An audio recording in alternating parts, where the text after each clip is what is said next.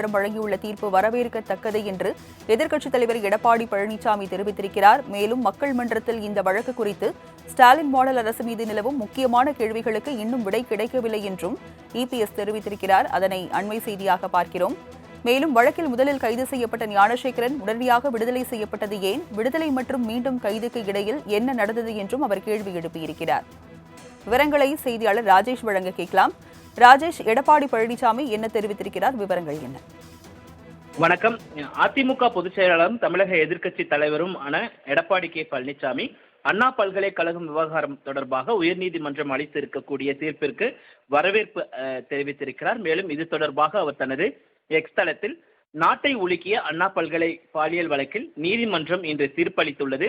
இந்த வழக்கில் அதிமுக தொடர்ந்து போராட்டம் நடத்தி மாணவியின் குரலாக மக்கள் மன்றத்தில் ஒலித்து வந்த தொடர் முன்னெடுப்புகளின் ஊடாக தன்னிடம் வழங்கப்பட்ட குற்றப்பத்திரிகை மற்றும் ஆவணங்களை அடிப்படையில் நீதிமன்றம் வழங்கியுள்ள தீர்ப்பு வரவேற்கத்தக்கது.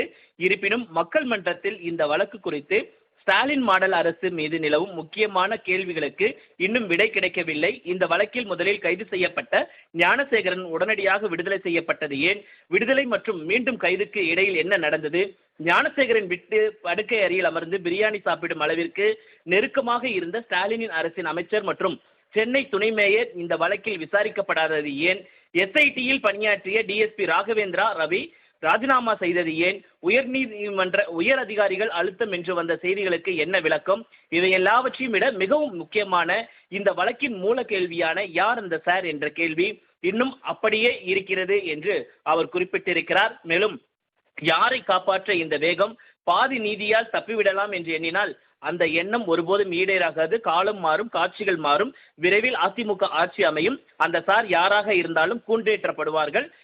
சாரை காக்கும் சார்களையும் உடன் ஏற்றி அவர்களுக்கு நாட்டுக்கு அடையாளம் காட்டப்படுவார்கள் என்று அவர் எக்ஸ் தளத்தின் வாயிலாக பதிவிட்டிருக்கிறார். விவரங்களை வழங்கியதற்கு நன்றி ராஜேஷ்.